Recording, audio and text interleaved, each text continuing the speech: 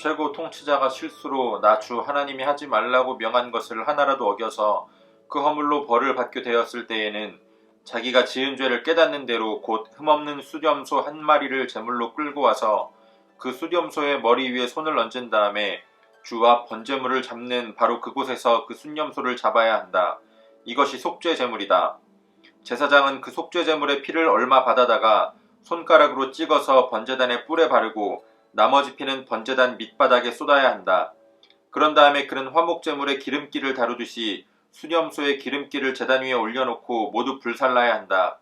이렇게 하여 제사장이 그 통치자가 지은 죄를 속하여 주면 그 통치자는 용서를 받는다. 일반 평민 가운데에서 한 사람이 실수로 나 주가 하지 말라고 명한 것 가운데서 하나를 어겨서 그 허물로 벌을 받게 되면 그는 자기가 지은 죄를 깨닫는 대로 곧 자신이 지은 죄를 속하려고 흠없는 암염소 한 마리를 제물로 끌고 와서 그 속죄 제물의 머리 위에 손을 얹은 다음에 번제물을 잡는 바로 그곳에서 속죄 제물을 잡아야 한다. 그러면 제사장은 그 제물의 피를 얼마 받아다가 손가락으로 찍어서 번제단의 뿔에 바르고 나머지 피는 모두 제단 밑바닥에 쏟아야 한다. 제물을 가져온 사람이 화목 제물의 기름기를 떼어내듯이 기름기를 모두 떼어내면 제사장은 그것을 받아 제단에 올려놓고 나 주가 그 향기를 맡고 기뻐하도록 불살라야 한다. 이렇게 하여 제사장이 제물을 가져온 사람의 죄를 속하여 주면 그는 용서를 받는다. 평민이 속죄제사 제물로 양을 가져오려면 그는 흠없는 암컷을 가져와서 그 속죄제물의 머리 위에 손을 얹은 다음에 번제물을 잡는 바로 그곳에서 그 암양을 잡아서 속죄제물로 삼아야 한다. 그러면 제사장은 그 속죄제물의 피를 얼마 받아다가 손가락으로 찍어서 번제단의 뿔에 바르고 나머지 피는 모두 제단 밑바닥에 쏟아야 한다. 제물을 가져온 사람이 화목제사의 제물에서 양의 기름기를 떼어 가져오듯이 기름기를 모두 떼어 가져오면 제사장은 그 기름기를 받아서 제단 위, 나 주에게 살라 바치는 제물 위에 올려놓고 불살라야 한다. 이렇게 하여 제사장이 제물을 가져온 사람의 죄를 속하여 주면 그는 용서를 받는다. 아멘. 3월 5일 토요일 오늘 매일 성경 본문은 레위기 4장 22절로 35절까지의 말씀입니다. 오늘 본문에서는 족장, 세번역 성경에는 통치자라고 번역되어 있는데요. 이스라엘 각 지파의 족장이나 혹은 각 지파에 소속된 그 가족들의 그 대표자를 의미하는 단어입니다. 제가 오늘 묵상 나눔을 하는 동안에는 조금 편안하게 족장이라고 지칭을 하겠습니다. 이 족장과 평민들이 죄를 범했을 때 드리는 속죄 제사에 대해서 말씀을 하고 있습니다. 제사장과 온 회중이 하나님 앞에 범죄했을 때 드리는 속죄 제사는 그 제물과 드리는 방법이 거의 동일했습니다. 그러나 이제 오늘 나오는 족장과 또 평민들의 죄에 있어서는 드리는 제물과 또 제사를 드리는 방법에 차이가 있는 것을 보게 됩니다. 족장의 경우에는 제물로 숫 염소를 드려야 했고 또 평민들은 암 염소나 암 양을 드려야 했습니다. 제사장의 죄는 온 회중 가운데의 영적인 영향을 깊이 끼칠 수 있었기 때문에 제사장의 죄와 온 회중의 죄는 거의 동일한 제사의 방법과 또 제물을 드리게 하셨습니다. 족장의 죄는 제사장의 죄와 다르게 이스라엘 회중 전체에 끼치는 영적인 영향이 그렇게 크지 않았습니다. 그래서 개인의 죄로서 송아지보다는 조금 작은 숫 염소를 드리게 하셨습니다.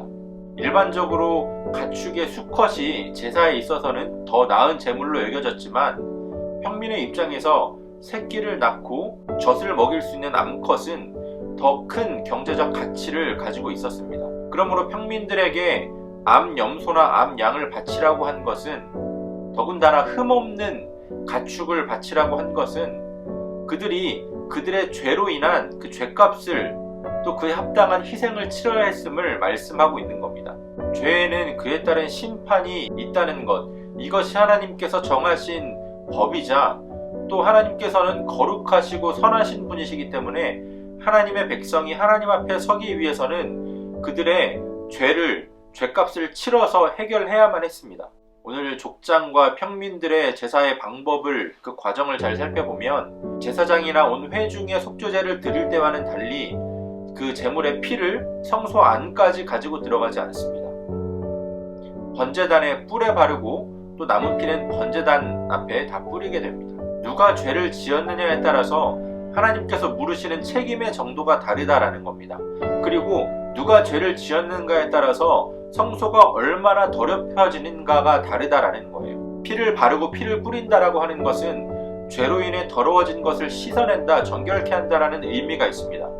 그 피를 성소까지 가지고 들어가지 않고 번제단 뿔에 바르고 번제단 앞에 모두 다 뿌렸다라고 하는 것은 누가 죄를 지었는가에 따라서 하나님께서 물으시는 그 죄의 책임이 다르고 또 그 죄로 인해서 성소가 더럽혀지는 정도가 다르다는 겁니다.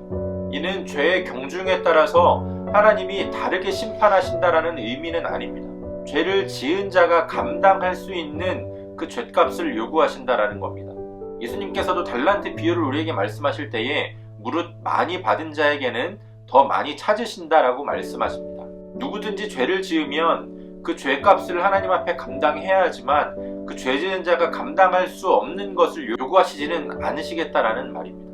오늘 본문 가운데 23절과 28절의 말씀을 보면 누구든지 죄를 깨닫는 대로 제물을 가지고 와서 하나님께 속죄제를 드리라 라고 말씀합니다. 개역 개정 성경에는 누가 그에게 죄를 깨우쳐 주면 그때 제물을 가지고 와서 속죄제를 드리라고 번역하고 있는데요. 새번역 성경의 말씀을 보면 이 죄를 지은 자가 스스로 깨닫는 것을 말하는 것 같고 또 개역개정의 번역을 따르면 누군가가 그에게 말을 해주어서 깨닫게 되는 것을 말하는 것 같습니다. 이 부분을 조금 더 원어에 가깝게 해석을 하자면 깨우침을 받거든 제물을 가지고 와서 속죄제를 드리라 라고 우리가 해석할 수 있습니다. 그 죄를 지은 자가 양심을 통해서든 하나님의 말씀을 통해서든 혹은 누군가의 조언을 통해서든 그가 죄를 지었다라는 사실을 깨닫게 되면 그 즉시로 제물을 가지고 와서 제사를 드리라는 겁니다. 속죄제는 신분의 높고 낮음에 따라서 드리고 안 드릴 수 있는 제사가 아니라 모든 사람이 하나님 앞에 죄를 지었을 때 하나님의 계명을 범했을 때에 드려야 했던 제사입니다. 물론 우리는 예수 그리스도를 통한 완벽한 속죄 제사가 이루어졌기 때문에 더 이상 피의 제사를 드리지는 않습니다. 그러나 우리는 여전히 예수 그리스도의 보혈을 의지하며 죄를 경계하고 참된 회개로 나아가야 합니다. 때로는 하나님의 말씀 안에서, 때로는 나의 양심을 통해서, 때로는 누군가의 조언을 통해서 나의 죄를 깨닫게 될 때 우리는 스스로를 합리화하기가 굉장히 쉽습니다. 상황이 이렇고 환경이 이래서 어쩔 수 없었다라고 하는 합리화의 그 이유를 찾을 수 있다는 겁니다. 죄가 깨달아지면, 죄가 생각나면 회개하십시오. 그것이 하나님의 뜻입니다. 우리가 우리 자신의 죄성을 현실적으로 마주한다라고 하는 것은 굉장히 힘든 일입니다. 그러나 그럼에도 불구하고 우리는 우리가 깨닫지 못하는 우리의 숨은 허물들까지도 우리가 깨닫고 하나님 앞에 회개할 수 있게 되기를 구해야 합니다. 그것이 하나님 나라의 백성을 향한 하나님의 뜻입니다. 오늘 우리 안에 내주하시는 성령님께서 우리의 숨은 죄를 깨닫게 하시고 또 하나님 앞에 참된 회개로 나아가게 하시는 저와 여러분이 되시기를 소원합니다. 이제 계속해서 본문 말씀을 몇 차례 더 읽으시면서 여러분 개인에게 주신 하나님의 말씀을, 하나님의 음성을 조금 더 묵상하시고 또 각자의 기도로 오늘의 묵상을 마치도록 하겠습니다.